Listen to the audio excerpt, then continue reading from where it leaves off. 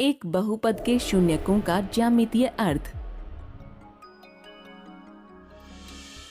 हम पहले ही अध्ययन कर चुके हैं कि एक चर x में एक बहुपद p ऑफ x, x के बीजीय व्यंजक p ऑफ x बराबर a n x की घात n जमा a n घटा 1 x की घात n घटा 1 जमा a n घटा 2 x की घात n घटा 2 जमा इसी प्रकार आगे जमा a2 x की घात 2 जमा a1 x जमा a0 के रूप में है, जहाँ a n घटा 1 a n घटा 2 इसी प्रकार आगे a1 a0 वास्तविक संख्याएं हैं और a n का मान 0 के बराबर नहीं है। n बहुपद की घात है।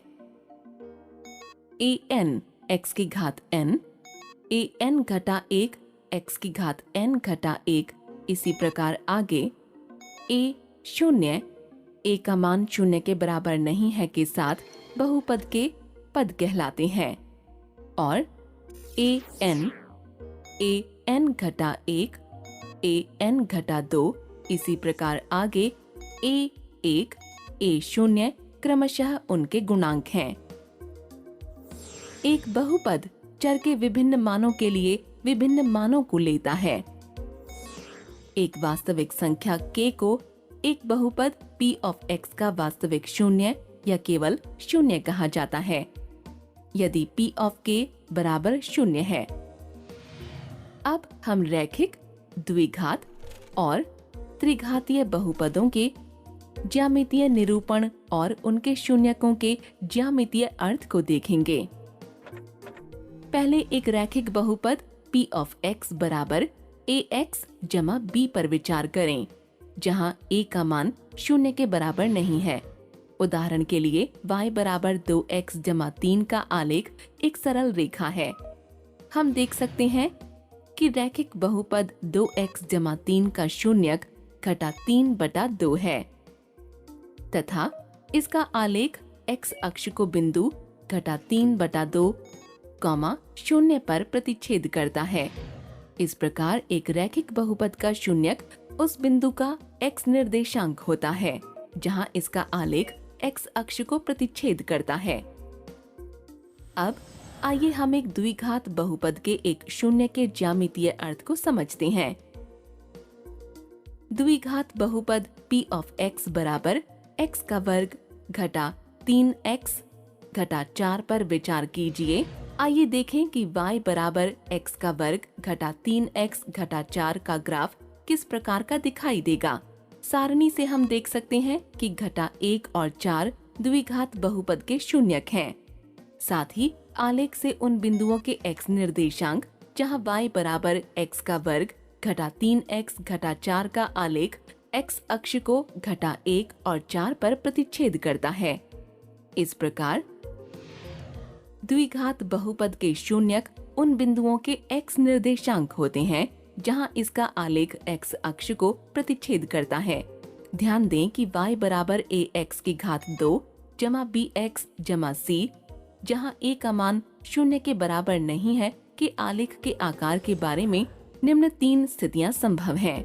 हम ज्यामितीय रूप से देख सकते हैं कि एक द्विघात बहुपद में या तो 2 अलग अलग वास्तविक शून्यक हो सकते हैं या एक वास्तविक शून्यक हो सकता है, अर्थात 2 बराबर वास्तविक शून्यक या कोई वास्तविक शून्यक नहीं है।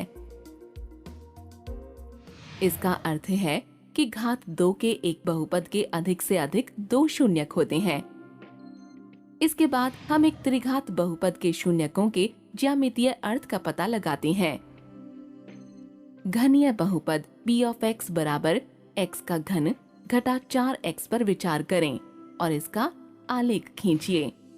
हम सारणी से देख सकते हैं कि घटा 2, 0 और 2 त्रिघात बहुपद p ऑफ x बराबर x का घन घटा 4x के शून्यक हैं। ध्यान दीजिए कि y बराबर x का घन घटा 4x का आलेख केवल 3 बिंदुओं पर x अक्ष को प्रतिच्छेद करता है। उनके x निर्देशांक क्रमशः घटा 2, 0 और 2 हैं। अतः इस त्रिघात बहुपद के 3 अलग अलग वास्तविक शून्यक हैं। आइए हम कुछ और उदाहरण लेते हैं। त्रिघात बहुपदों p ऑफ x बराबर x का घन घटा x का वर्ग, p ऑफ x बराबर x का घन और p ऑफ x बराबर x का घन जमा 2x घटा 3 के आलेख पर विचार करें।